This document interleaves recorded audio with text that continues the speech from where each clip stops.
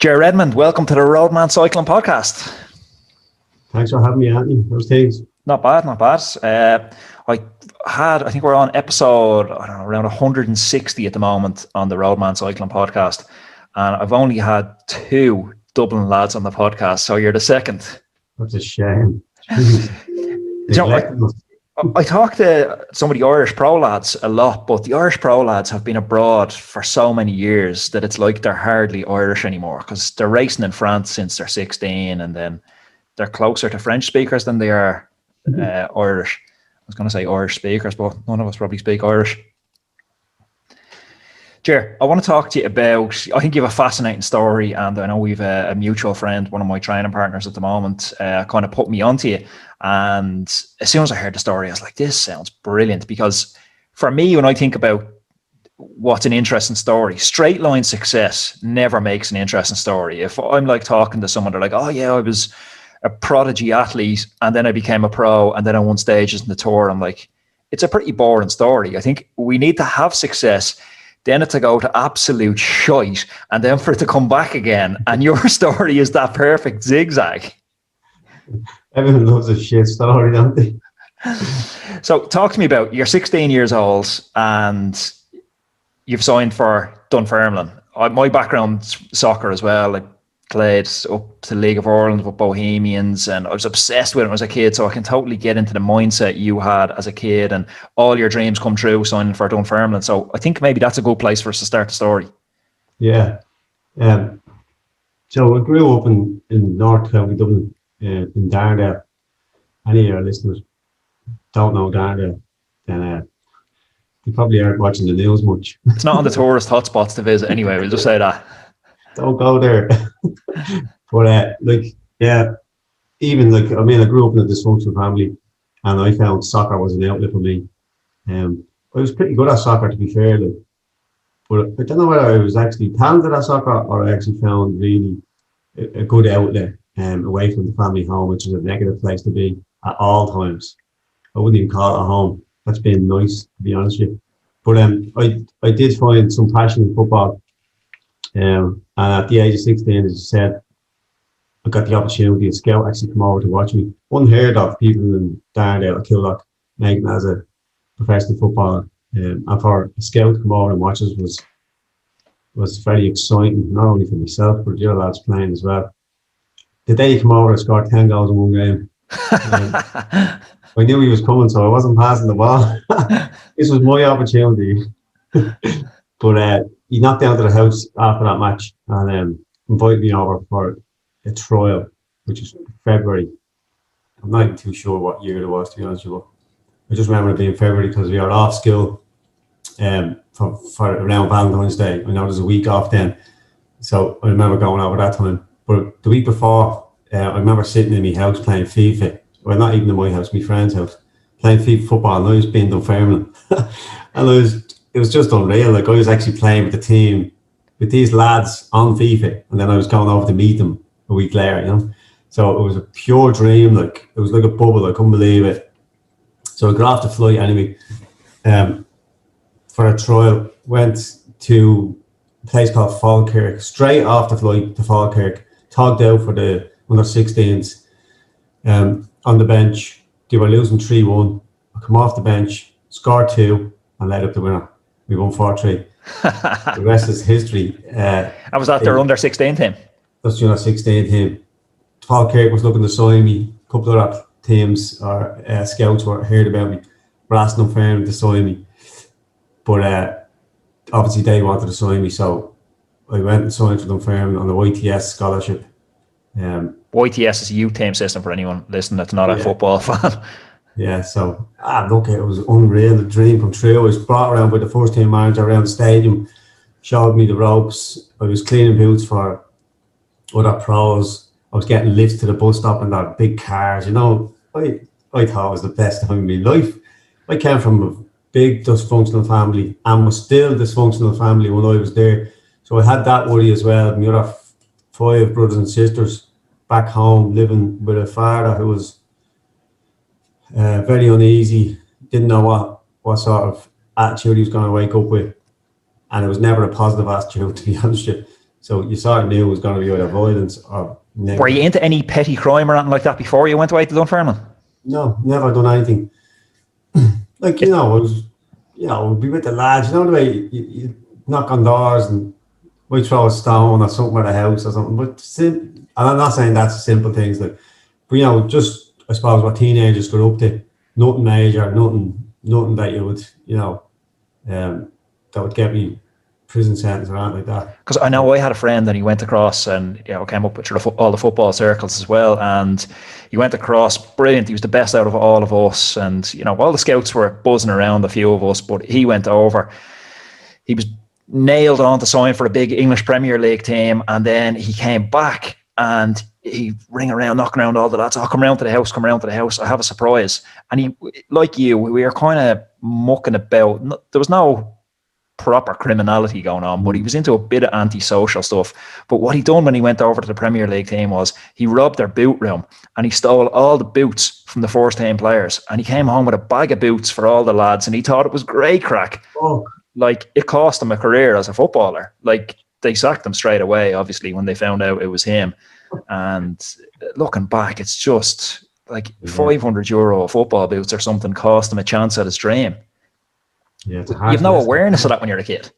No, you don't. But that's why you need good role models in your life to talk to you about stuff like that, and not shy away from talking to kids about the right and wrong thing in life. You need to spend time with kids. So how did that start to unravel for you, Dunfermline? Because that seems like, I know you were living my dream and you were probably living a lot of other kids around Dublin's dream over there. How did that start to come apart? So I was over there plying my trade as a soccer player, getting paid, getting wage slips and all as a soccer player. I think after about 6 months or something, I got a call from home saying my father committed a crime back in Killock. Pretty bad crime, in fairness. And I asked the coach could I go home, because I was ringing back and forward for the few days after that and things weren't sounding good. So I said, can I go home just to see what's happening, just to check, see what's happening with the kids and that. So I got off a flight coming from Scotland to Dublin, got off a flight, and looking back now, I didn't realise at the time, but when I got off that flight, I fell into a deep dark hole that I didn't know I was falling into at the time. But I went back to the house and the windows were boarded up in the house, and the mother was in there drinking alcohol with other friends. Well, so she thought, your friends on the road, Why were the windows boarded up? Well, the family that my dad had committed crime on had put the windows through as a revenge attack type thing. So they were boarded up, and my other siblings were upstairs, just sitting around. There was no one looking after them. Mother had sort of given up. She was already a chronic drinker, as it was even before that. And this is just, I suppose, spiraled her out of control as well. And was your dad arrested for a crime? He was locked up. He was locked up. So, yes. And were you the oldest of the siblings? I was the oldest boy. My sister was a year older than me. So was it a case of you nearly stepping up to become a father figure to the rest of your siblings at that stage? Yeah, sure, no choice. Like, I mean, my back was put against the wall. What do? Go back over and live the professional lifestyle, leave all these in the shit? I mean, what sort of person would do that? So I decided it was time to step up and put my career on hold. So is that a decision? You often hear people talk about a fork in the road, but in my experience, the fork in the road does happen, but oftentimes we nearly drift down a road convincing ourselves it's only temporary and we'll come back to our other career, but then we just get further and further and deeper into something. Was it a case of the fork, or was it a case of the drift? It was a case of having no choice. You had to start making hard decisions. What was I supposed to do?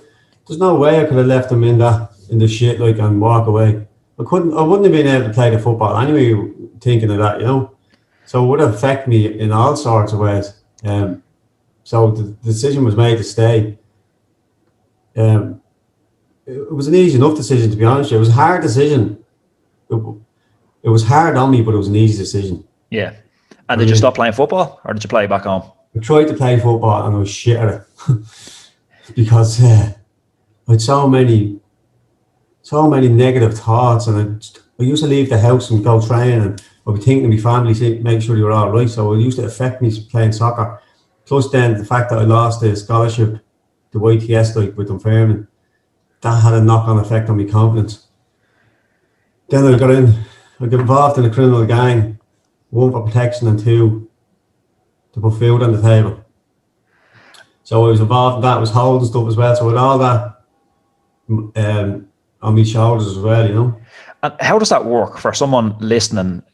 You know, when you're like, I'm only a few kilometers down the road from you, and it's something foreign to me. You know, I'd have friends who dabbled in this world, but for a listener listening that's no exposure to, you know, criminality, antisocial behavior, to say you got involved in a criminal gang, it's not like you send CVs around and one of them comes back to you. What's that look like? How do you get into a criminal gang and start making money in this life? You become an asset to them. That's how you do it. Like, I obviously knew them all because this is where I grew up. This is the norm around my area. So I knew these lads as it was. And all it took for me to do was to sort of offer the service. Do you know what I mean? Like, I can hold stuff or I can do something, you know. And that's how you get in. And once you're in then and you're trusted, sure, look, at they need you as much as you need them. And it becomes that type of friendship, if you would call it friendship. Did you feel like you had another choice? No other choice. So there's nothing there. Like, there was not, like, we were on social welfare, right? There was 5 kids and myself, so 6 kids altogether on social welfare living in a deprived area. So, like, even at that, there wasn't enough, do you know what I mean?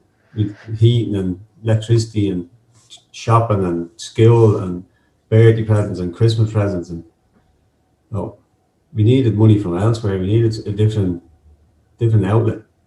And I think that's the key, isn't it? We're going to get down into later on in the discussion, because some of the stuff you do around kids and trying to turn them in the right direction now is brilliant, and I want to dig deep into that. But I know, thinking back, you know, I had friends who were sort of dabbling in this, some of them a bit deeper than others. And I can remember a moment where I had that real fork in the road. I was in college. You know, I was in football circle, so not many of my mates would have went to college. So I was kind of the outlier going into college. And I remember being in college, and one of my friends who was deeper into this world came in, and he was just like, how much are you getting paid for this? And I was like, £8 an hour or something. And he's breaking his bollocks laughing. And he's like, if you hold this bag for me for a week, I'll give you £1,000. All you got to do is hold the bag, nothing else. Yeah. And I remember just thinking, that's such an easy money. To hold a bag, nothing else. I don't even need to know what's in the bag. Hold it for a week.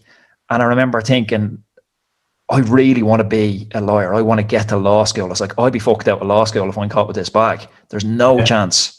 Mm-hmm. And that's the difference. It's the having an outlet, having a second choice. But when you're facing that situation, there's no plan B. But there's no choice for people in the deprived areas in that sense. I mean, I don't know what type of family you came from that had you thinking you could go to law school. But down there in Coolock, there's no one influencing that in the family. Yeah. There's no one saying to you, you can be better. There's no one telling you you can achieve absolutely anything, no matter where you come from. No one's saying that. Everyone's saying you're a piece of shit, more or less, without saying it. And how deep from that moment where you become an asset to the gangs until the moment when it's game over and they turn that key and you're inside in prison, how deep do you go into this world? As deep as your emotions will allow you. So I got very, very negative. So I became an asset because I was going around with no problem breaking people up for money. With no problem. If you owed me money, and it wasn't even about the money, it was about me and my problems. I had such a negative feeling inside from what happened to me as a kid, becoming a professional, having to come home and look after my brothers and sisters, having to be faced with all that. Plus we were under threat from family that my father committed crime against. All this shit was put on us. So I had a lot of negative inside me, which came out in a negative way towards people. And then is it a case, I imagine money is just easy to make in this game, or I don't want to say easy to make, but you're making more money than your mates would be. You know, if your mate's gone off and done an apprenticeship as a plumber, you're probably rolling around with multiples of what he's bringing in each week. And the lure of that must get quite powerful for a young kid, and the materialistic side of it. Yeah, of course. Like it's like dangling a carrot, isn't it? Like you're looking at the other lads making all the money, and you're taking all the risks. So eventually, if you have a bit of intelligence, you're going to think, "I can't believe a minute. This is not weighing up." So I started taking different risks and going down a different route about it, and starting up my own little enterprise, getting away from them. So, but the main thing, I suppose, from a criminal out there is a lot of them have this negativity inside them, and they lash out on others to get money. So it's an evil empire. It really is an evil world being involved in criminality. So talk to me about the turning point. Is it the moment you're caught and arrested and you're going to do time? Is it the moment you're sentenced, or is it the moment that key turns in the cell in Mountjoy for night number 1 in prison? Yeah, no, I'll tell you about my night number 1. So I got convicted, I think it was 2014, and I was held in remand in Tower Hill. What was the charge, or do you mind saying? Yeah, it was drug offences. So there's drugs found in the house, and I got convicted on that. So before you get sentenced, you have to go into remand, So you go into remand for whatever, a week, say. So the judge puts me in remand. She convicts me. She says you're being convicted, and then you go into remand for a week, and then you come back and she sentences you, right? So I go into Refield. I'm putting this land at about 6 o'clock in the evening because I've been in court all day, and they lock the doors at about 7. Everyone's door cell gets locked. So I've nowhere to go. So they put me in to this one-man cell with this guy, and I'm sitting there, and there's not only one bed, right? First time in prison, right? Throw me a couple of blankets. That's the easy bit. Then your man puts on, I don't know, EastEnders or something, right? And he goes, "Do you mind if I have a shit?" Right? It's a one-man cell, and there's no fucking bathroom. Like it's in the cell, like, right? Anyway, that was another least of me worries. So anyway, he finishes shit, and right? And then he goes to me, "What are you in for?" And I said, "Oh, drug offences." And I said, "What are you in for?" And he goes, "Murder." Oh, for fuck's sake. I fucking sleep with one eye open. I don't think I slept a bleeding minute that night. But it was real, like, hit me and going, wow, like, and look at the chap he was fine. He didn't do anything, didn't get smart and so on. But that hit me and I went, fuck, like, this. I take it you weren't having a discussion over who gets to bed with him. No, I just said, I stayed on the floor on a blanket, just fucking till the next morning. I have a very different story, but it's about beds, but it's not about prison. So I signed for a pro team in the US. I would have been 2014, I think. And I was living in Toronto, and I flew in from Toronto to Carolina for day 1, the training camp. So you're meeting the whole new team. It's 10, 12 new riders, some of them from all over the world. I'd raced in France and stuff before, but in France, everyone gets their own bed. It's not thought of that you share a bed with another lad. But in the States, budgets are tighter. It's hotel life. They don't have these kind of hostels and stuff. So hotel rooms are more expensive. So it's common that riders share double beds.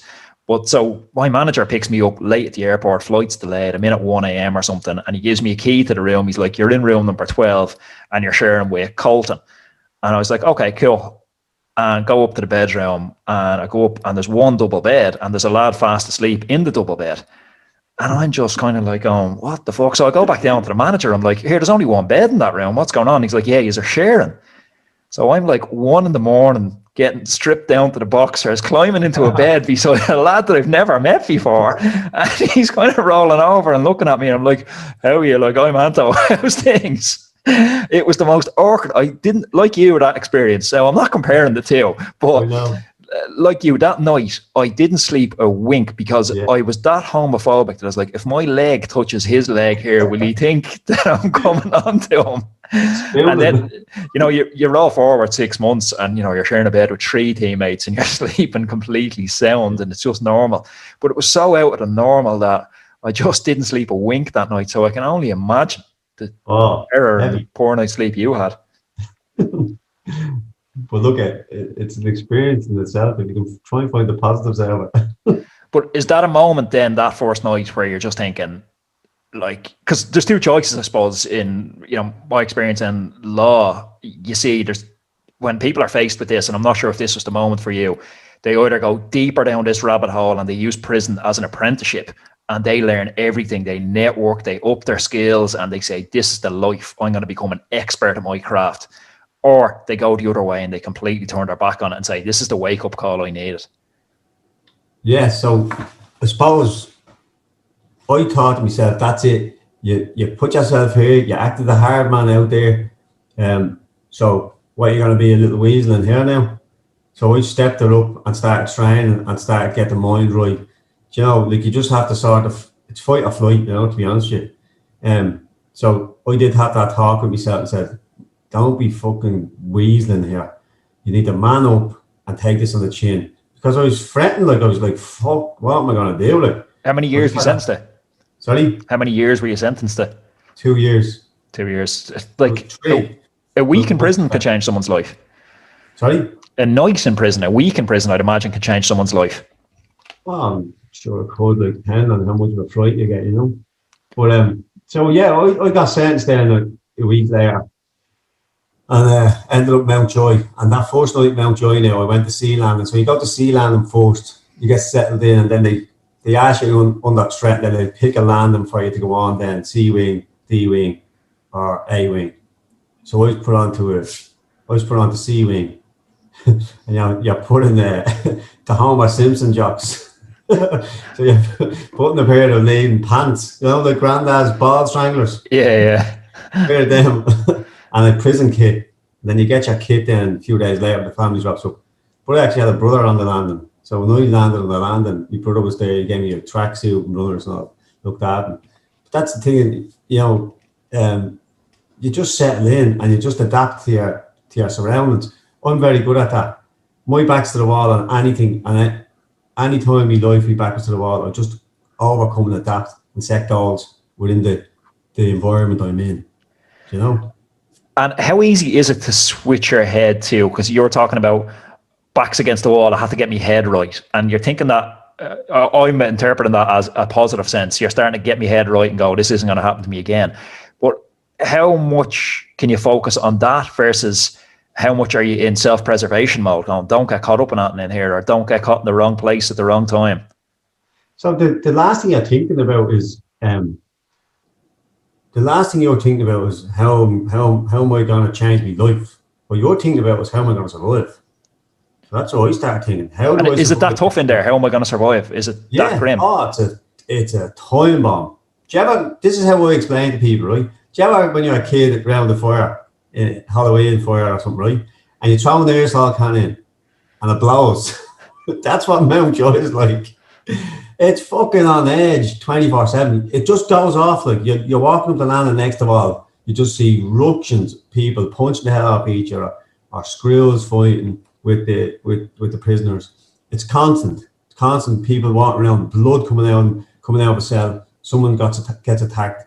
So you try and go into what I done was I tried to put myself in the environments where that risk was minimized, like the gym or the school. Because a lot of people that go to the gym or to school are people who don't really want hassle. They just want to get on with their sentence, just want to learn, or just want to get fit. Whereas the others, they stick around the recreation area, the pool area, the snooker room. You know, when I say pool area, snooker room, it's not what you think. It's fucking, you know, it's not the Crucible.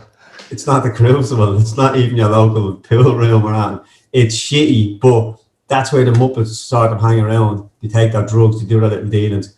And then, you know, once you're with that sort of people, you're looking for hassle, to be honest with you. So, did you have kids at this time?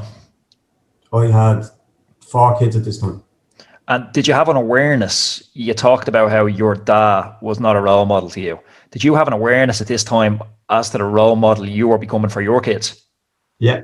So the first night that I got sentenced, not the first night I was in Remond, first night I got sentenced in C wing, and then when I was in the basement at that time, I sat there, the door shut, and I cried because I had a picture of my daughter.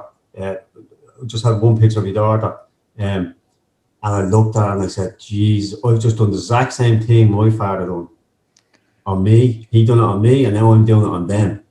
Like, how did it all go wrong? So that was already setting in. That little seed was being planted that first night. But as I said, there was survival mode. I wasn't really thinking about how it's going to change, and I was just thinking about how to survive. I feel like this is part 2. We need the epic Rocky decides to come out of retirement moment. When did the seed come that you're thinking triathlon? Was that while you're in prison, or was that when you get out? No, so 2016, I remember sitting to myself 2016 before I got out, and I remember saying to myself, where's my life gone? Like, I remember it just flashed in front of me. I went from being 16-year-old playing football with Remond, and I'm sitting in a cell at the age, I think it was 32, probably 16 years later, and my life flashed in front of me. What the fuck's after happening? Then when I got out, then I was in an old prison, so I used to get out weekends. My son Ross was due at the November the 26th. A couple of things happened to me. A friend of mine, I was in Amsterdam with a friend of mine, and he was telling me little stories about his son going camping, doing little things, together as a bond, like, and it was really nice. And he died 2 weeks later, my friend did, from a drug overdose. Shit, sorry to hear that. I remember being in the funeral home, and I sat there, and his son, he was about 4, walked up to the coffin and couldn't make sense of it. The son was like, just looking for his dad to play with him. See, a lot of people who are involved in drug and criminal gangs are doing it, they say, for their family. Oh, I'm doing it for the family. That's how they justify it in their mind, which is absolute bullshit. So this kid's looking for his dad, just to play with him, not looking for anything, money, not looking for toys, just wants his dad. And I sat there and said, I'm fucking never, ever going to put my kids through that. How selfish are we? And no disrespect to be made, it's not. Just, how can I see this in front of me, evolving, and then me go back and possibly put my kids through that if I take drugs and die, or possibly put some other family through that if I sell drugs to someone and they do that. So I swore that time I was done. I said, that's it, I'm fucking done with this life. I don't give a shit if I end up on the dog, I don't give a shit if I end up on nothing, I'm done. And that was it. That day was the turning point for me to change. So I started to surround myself with like-minded people. A friend of mine was doing an Ironman. I went to watch him, and I thought to myself, geez, I couldn't swim, but he had inspired me that much, him and others that done it. Like, there was people there 65 coming across the line. I was like, fucking hell, like, if they can do it. So that little thing came in my head. I said, do you know what, maybe I could try it. Couldn't swim, never been on a road bike. I was on a Rob mountain bike before, that's it. never on a road bike, never on a TT bike, never seen one till that day. Couldn't swim, couldn't do one length of a pool. But you know what? I said, if I try it and I get fit, I'll be in a good place. At least I'll be fit and healthy, and I'll be in a good place in life, and I'll have put all that stuff behind me. So I needed a new goal to get away from the old me, Because if the story ended there, it's a good news story, and it's a rare story, because the cliche with the life that you were leading is it only ends in 2 ways, prison or death. Yeah. So the fact that you chose option C, which isn't really a viable option for most people, that in itself is a story. But then you set your head on, Ironman's not enough, I want to be a pro Ironman. Talk to me about that moment, because like, I'm in the circles where I'm chatting to pro cyclists, and I've been paid to ride the bike, and every now and then you do see a lad coming along and he's going, I'm going to be a pro, and you just break your bollocks laughing, going, you don't know what you're talking about, mate. You're not going to be a pro. You want the soundbite that you're going to be a pro, and you want to tell your mates that don't know what they're talking about that you want to be a pro. Yeah. But you don't want to do what's involved in being a pro, because it's not glamorous. It's hard graft. Where's that moment that you say, I'm going to be a pro? And what was the response from, I suppose, the triathlon community? So I'd done my first Ironman, and I never suffered. People said, you're going to suffer, especially in the marathon. So you'll suffer, as an endurance athlete, you get to a certain point where you're trying to push yourself, get through certain things, you're suffering. I didn't suffer. I was like, what are you talking about? I realised that I'd suffered so much in life that my mind was callous to all this shit. Sport is not suffering. Full David Goggins, callous mind. Do you know what I mean? But like, sport to me was not suffering. So I went looking for suffering. So I decided to book Lanzarote, which is one of the toughest Ironman in the world. And again, I pushed as hard as I could. I went looking for the suffering. Where the fuck is it? And again, I didn't suffer. And I finished, I think I done the Ironman in, I think it was 10:50 or 10, something like that. But it was a really good time. I was only in the sport about 12 months or something. Which on 10 is a very respectable time, like for anyone listening, because I know most of the listeners are out and out cyclists. Like 10 is serious move, and anything around that. I know one of our coaches is Liam Dolan. He had the record, the Irish record for a number of years. I think it's been subsequently broken by Brian McChrystal. But to be anywhere near 10 is a serious achievement, especially for your first one. Yeah. So when I came across the finish line in Lanzarote, I was like, that little boy came back to me when I was a kid and said, maybe you could be pro again. That's what happened. I remember coming across the finish line and someone going, that's a really respectable time. Like, you're only in the sport bleeding 12 or 14 months and you're already doing Lanzarote, the toughest one in the world at that time. I mean, there's something there, you know.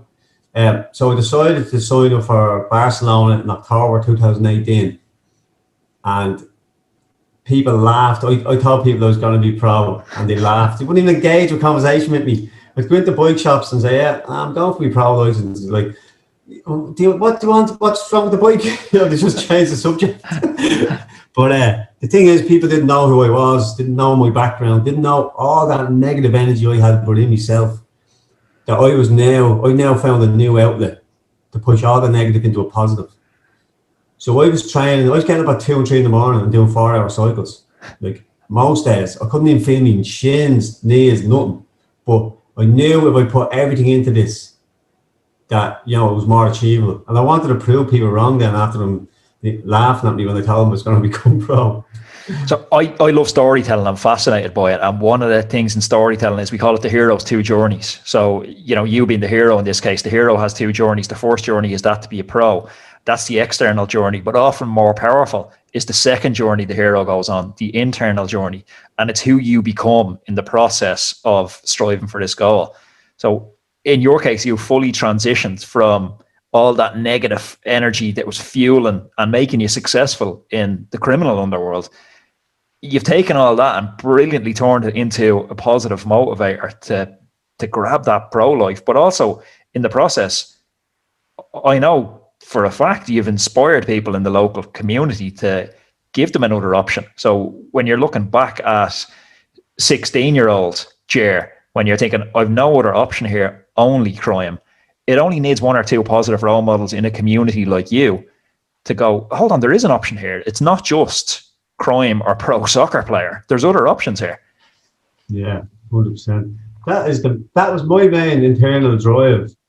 If I become pro, it gives me a platform, you know, to show people that you can do this. Like, I didn't become a professional athlete to go around going, oh, I'm a professional athlete, look at me, I'm cool. I'm like, because I don't really, look at it. Is cool though, isn't it? Sorry? It is cool though. But I really don't, and I'm not one of those that does that. I hope not anyway.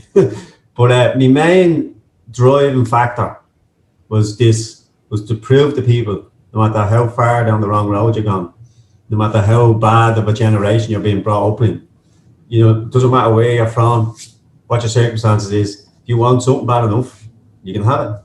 But you got to work hard for it. Talk to me about that moment in Barcelona when, so sub 9:30 is the time you need to achieve to get a pro license in triathlon. Talk to me about how clued in you were to splits and the moment you know what, I'm going to make this. Is there a wave washing over you just going, holy fuck?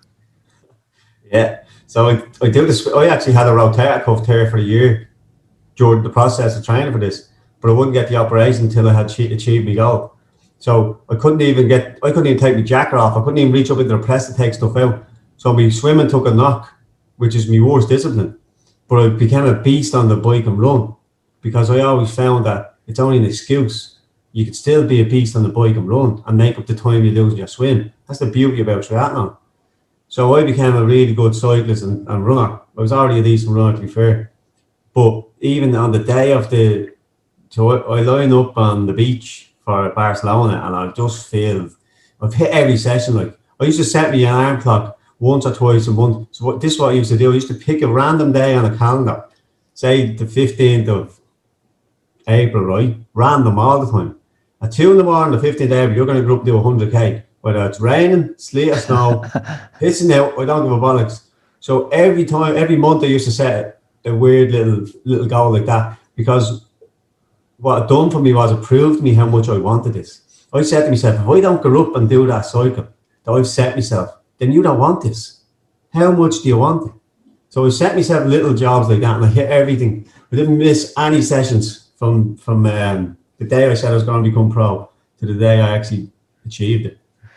But isn't this, I talk about this a lot on the podcast, and I'm probably born in training partners' ears all the time. Like, we're in a society where people seem to strive for comfort, where they want comfort. And I'm saying to lads all the time, we shouldn't be seeking comfort. We should be seeking the opposite of comfort, because it's that uncomfortable feeling every day when you get up and cold water hits your face and you're out in the elements and you're doing shit that you don't want to do, but you're doing it because you said you'd do it months ago. It's that uncomfort and that pushing through that zone. That's the only time we achieve anything worthwhile. If I look at anything I've achieved in my life, it's always followed, or a period before that has always been very uncomfortable stuff that I didn't like doing for a long period of time. You're never happy when you're sitting on the couch watching Netflix and eating Cheerios and eating ice cream. What happens then is, like, fucking sadness, my old friend shows up and he's like, oh, here you go again. That's the negative mindset. Like, people have to get uncomfortable to strengthen the positive mindset. There's two minds within us. One is a negative, one's a positive. And the negative will always put you in that safety zone. Or stay in, don't do it, no matter what it is. But if you control that positive mindset and you continue to get out and train, what happens is the negative fucks off. Doesn't even want to know anymore. My negative is now a positive. I have two positives because the little negative fucker is gone. So I've turned the negative fucker into a positive fucker. There's two of them now. I have this schizophrenic conversation with myself every morning. When I get out of bed every single morning, no matter how I slept, if I have a headache, if I'm sick, I get into a cold shower. Straight away, 3-minute cold shower. I've done it probably for the last 2 years, but there hasn't been a single morning that I've got up and thought, oh yeah, I really want to do a cold shower. The other voice kicks in, giving me reasons why you don't want to get into the cold shower. You know, it's raining outside. You didn't sleep that well. You have a headache. You could be getting sick. And then the other voice takes over and goes, this isn't a fucking discussion, mate. We're getting into the cold shower. Yeah. And I'm having this crazy dialogue with myself every morning. And I feel like that's the dialogue people have when they're trying to get their kit on. Or I heard David Goggins, the motivational speaker, you referenced him on the Callous Mind earlier, but he had something brilliant. And I know you're a coach and we get into it in a minute, but you should get your clients to do this. I've had 1 or 2 of my clients doing it.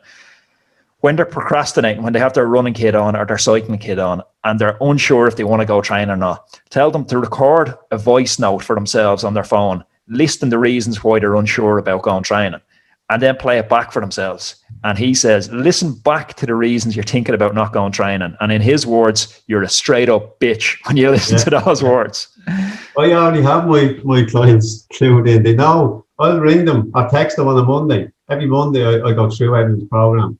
And I'll let them know if they've missed a session, you know. They know. They have the mindset of no excuses. So what we use is hashtag no excuses. That's brilliant. Yeah. So when you hit 930 and you're stamped, certified, you're a pro athlete, that gives you a platform and I suppose a credibility. Although you say it mightn't be that important to you getting the pro thing, I think it gives that credibility to the whole brand, the whole movement of what you're trying to do, to say, look, if I can do this, anything is possible. And now you're going around speaking in schools, and I was on your website, and I know friends where, you know, they're charging 10, 15,000 euro for the talk, and you go onto your website and it's free talks in schools. Talk to me about why you're doing them for free and what's the kind of goal behind it. Because I've come from the private area, and you can't have money as a motivating factor to try and encourage people to change their lives. I just don't think that's a nice thing. For me, now, that's just me. For me, I can't have cash as a motivating factor for me to go back and give back. I'm giving back because that's what I want to do. And it's pure, that's what I want to do. I want to change people's lives. I want to go in and be a beacon of light. And that's the reason I became a professional athlete, to be able to do that. It wasn't to be able to go around and go, I'm a professional athlete. It was to be able to go back into schools and say, what are you talking about? You're full of shit. You have no excuses. I've been there. I've been down the wrong road for years and years and years, and now I'm a professional athlete. So they've no excuses. And I think if you're going to talk the talk, you need to walk the walk as well. My dad's involved in the local football team for the last 20 years or so. And I remember chatting to him a couple of years ago, and he's coming up on retirement age. And, there's plenty of things he could do rather than be putting up nets on a Saturday, Sunday morning for absolutely no money. And I was saying to him, why do you still do what you do? And he said, each year, if I can get one lad that's going down the wrong road and I can steer him back on the right road, maybe he's not going to be a professional footballer, but maybe it just gives him that awareness that there's other options out there, and steer him away from that life. He's like, if I can get one lad across the whole club per year, he's like, I'll keep doing this till I die. Yeah. So I'm all about, I'm a social entrepreneur, so I made it onto Social Entrepreneurs this year, which is a group of people. You pitch your idea, your social idea. So my idea is to go into deprived areas and try and change a generation. So I've come up with a project called Reaching Back, How to Change a Generation, where I go back into communities and talk to people who have been down in a bad generation, who are continuing on the bad traits of their kids, and their kids are continuing on and on and on. And it's like a roundabout down there. Like, someone needs to break the cycle. So my father was locked up. Before him, my granddad was locked up. I was locked up. My brothers are locked up. It just keeps going on and on. Someone needs to pull back and go, hang on a minute. I'm in charge of this. This is my car now. I'm in charge of this. And turn it around 180 degrees and go down a different road, instead of just continuing on the bad traits that others have given you. How do you ever put your son or your kids down the right road if you don't change? And so it feels like you have a son now at the moment. Yeah. It feels like you've broken this, we'll call it a family tradition, but when people say family traditions, they normally mean it in quite a positive way. But this negative family tradition, does it feel like to you you've broken it and there's no 100%. Chance of going back to this? 100%. I've reset my whole mindset to get away from what my father taught me. But the thing is, in life, you inherit your father's bad traits regardless, because it's a gene. So you inherit them without even realizing. Now, you can't really change that. But what you can do is you can learn how to deal with that. So that's what I done. I learned how to deal with all the bad traits. Like, I would have been aggressive. I wouldn't have been the type of person to sit down and have a chat with you. I'd rather punch the hell out of you. You wouldn't be the sort of lad to do a podcast. No, definitely not. But I had all these bad traits, and I didn't understand that you can inherit this, or you can actually, follow in someone's footsteps. Because the thing is, if you only know one thing, then that's all you know. So if your father and mother used to proper fight when the arguments come up, right? You inherit that, right? You know that's the way we deal with trouble. That's the way they deal with trouble. You think that's the only way because you don't see any other way. So there's a lot of people out there that has that, but they're not willing to change it. But there is a way of changing, And how much of this, because I know you're from a similar generation to me, from Dublin as well, and I talk to friends and they're starting to talk about their feelings now. They're starting to talk about, maybe the relationship I had with my parents wasn't the perfect relationship to set me up for life. But this isn't something that was historically spoken between lads, definitely between Dublin lads of our generation. How much of this has been you figuring this out on your own versus leaning on counsellors, guidance workers, sports psychologists? I think counselling is the way forward. Like, to be honest with you, sports will get you fit and healthy, right?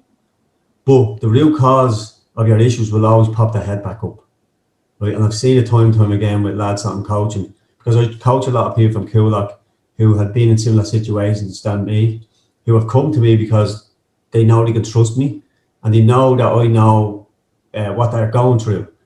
But you always see it popping its head back up, because the fitness side of it will only get you strong.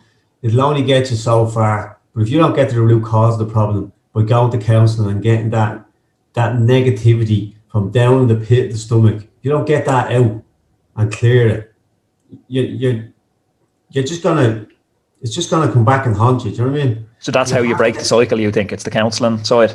100%. Counselling is so beneficial. Like Like you have to, and the thing is, like people need to realise it's not. This is none of your fault.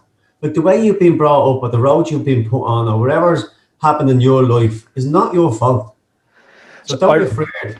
I remember a moment where I went to King's Inn to train as a barrister, and I went in, and I was the only person from North Dublin in the entire King's Inn. And I went in, and we visited Mountjoy on one of them. It's compulsory in your final years, your final weeks, you go in. And I remember chatting to a lad in my class coming out, and he'd been private school, he'd been through Trinity, and now he'd been in the very traditional route for a lawyer.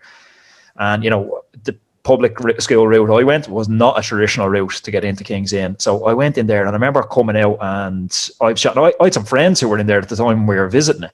And I remember coming out and chatting to him, and he said something that just stuck with me. He's like, well, it boils down to choices, doesn't it?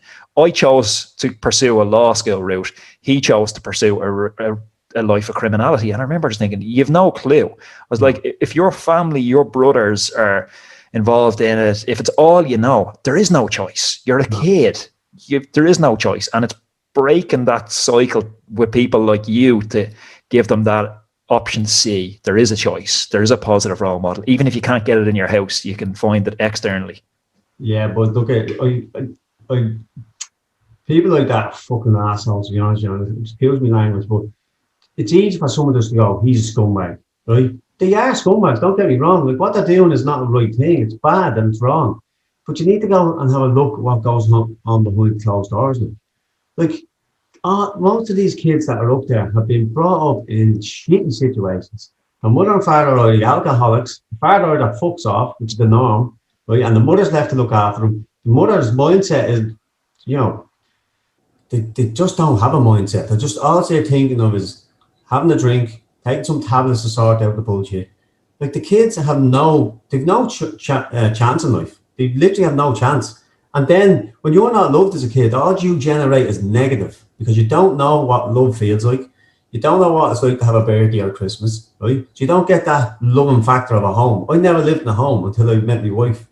Never knew what it was like to be loved. Never got birthday presents. Never sat down with me and, you know, we love you, kissing you and hugging you, as all kids deserve to get, right? I do all that with my kids. It's only when I met my wife and we generated a loving family, I realised how much shit I'd been through and I'd never got any of this. When that happens to you, you generate a negative ball inside you and you don't care about people. And anyone that looks at you, you tell them to fuck off. Anyone that, you know, you just want to steal things, you just want to be a bollocks. And that's what happens. And then you have people just going, oh, they're scumbags, fuck them. Like then there's no one backing them up. There's no one putting anything on a preventative measure. Like it costs the taxpayer $360,000 a year to jail a juvenile in Overstown. $360,000 a year, right? There's fucking nothing being done on preventative measures. Not a thing in that area. Like if you have 3 lads coming from, say, Darndale to prison, right, to Overstown once a year, right? That's nearly €1 million, right? If you invest into that area 200 or 300 grand a year on trying to prevent kids going down the bad road, right? And you could do it with 300 grand. You could prevent people, if you could prevent one kid going down, you could pay for that money. Do you know what I mean? They're doing nothing on preventive measures, nothing. Well, that preventative thing for me, it's because say it's a, you know, whatever it is, if it's a pool hall, if it's a badminton courts or whatever it is you put in, you start getting, like you were identified in the jail, you start getting the positive people will gravitate towards that. And then they'll slowly suck in people who are borderline positive. But touching on that point, how much of now do you believe in this? Because I'm a big believer in it. You are the sum of the people you surround yourself with, the 3 or the average of the 5. You know, some people use 3, some people use 5. How much credence do you put on that now? How can you surround yourself with positive people if there's nothing but negative in an area? No, but say now for you in triathlon, how much of it is stepping away from the old friends and now surround yourself with negative people to try and make them positive? Do you still? Yeah, I go looking for them because I know I'm in a good place. So I actually go looking for people who are struggling. Like I'm currently a big brother for a kid over in where is he? Over in Temple Oak. I'm a big brother to a 16-year-old over there. He's lost his mother and father. He's so negative. Doesn't even see me. I drive over every Friday. There's times he tells me to fuck off. But you know, I'm in a good place, and it's time to reach back and look to help people. People need to stop pointing the finger, going, fuck them, they're negative, stay away from them. Why are they negative? For what reason? You know, is there a real cause to them being negative? Can we not have a chat with them? Can we not try and help them? You know, it's so easy just to fucking throw people away and say, I'll leave them, they're muppets. You know, I'm not for that. I'm for, where's the negative person? How can I help that person be positive? Brilliant. That's brilliant. I love that ethos on it. So what's up next for you? I see for anyone that's listening, most of our listeners are podcast, but it's going up on YouTube as well. So people will see Ger has quite an elaborate neck brace contraption on at the moment. You broke your neck. You tell the story rather than me telling it.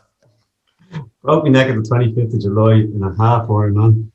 Came off the bike downhill into a 90-degree turn. Triathletes love a crash. Oh, I'll teach you how to go around a corner someday. Chasing the pack as usual. I'm a shit swimmer. But I hit a stump. Stopped. Yeah, hit the stump. Anyway, carried off on a spine board. Went to Kerry General Hospital. They diagnosed with soft tissue. I raced another race 2 weeks after. Finished that in a heap. You know, in bad pain. 3 weeks after that, I decided to do another full Ironman. Only managed 1.9 in the swim. Back in an ambulance, went up to the hotel in a fucking negative state, thinking, I'm giving up triathlon, all this. And I said to myself, you know what, your legs are all right.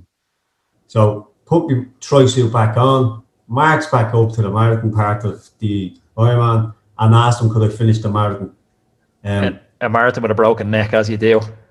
I finished the marathon in 3:03 in anger, 3 hours and 3 minutes, in pure anger, because I was pissed off. Best thing I ever done, because it put me back in the mind frame of, you know what, your legs were fine, you can do anything you want to do.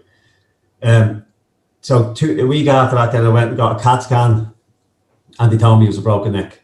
So I'm in a cast since about 10 weeks now. I'm in a cast, a neck brace. So when do you get that off? I don't know. I'm back up in the end of the month. But have you picked any targets for next season, or what's the next big challenge? Well, I'm looking to do a sub 3 on the 6th of December with or without neck brace. Yeah, sure, your legs are still working, as you said. They're still working. No excuse. Ger, I know there's going to be a bunch of people after this podcast now, and they're going to be like, where can we follow your journey? Where can we follow your story? Where's the best place for them to do that? So I'm on Instagram a lot, so Ger Redmond 5 on Instagram would be the best place to follow me. And all your coaching stuff is linked up there as well. Yeah, so my website is linked to the Instagram account on the profile. And it's well worth checking out his videos up there, podcasts up there that are all brilliant. Ger, before I let you go, last question. I'd like to ask every guest the same question. I'm sure it's going to be a bizarre answer for you because you're not the typical guest I have on the podcast, but through your whole, you know, I'll extend it to you. I normally say someone's athletic life, but through your whole life, what's the one piece of advice? It can be training advice, nutrition advice, or just life advice that you wish someone had given you back in the day, that you wish someone had given 16-year-old Ger that was coming back from Dunfermline? What's the piece of advice you'd whisper in his ear now? Well, the advice I'd give to people is don't point the finger at people who are in dysfunctional lifestyles, who are doing the wrong things in life. Look a bit further, get to the root cause, and do something positive to try and help them people in a more positive life. It's so easy for us just to point the finger at people, but you don't know what goes on behind closed doors. So, but there is a better life out there, and it doesn't matter where you're from. There's one thing for sure in life, and it's this: nothing will be handed to you on a plate. You know, if you want something, you got to work hard for it. Hard work always pays. So if you want it, you got to go after it. That's a good message. Ger Redmond, Prison to Pro, legend. Thanks for chatting. Cheers, Aldo. Thanks, pal.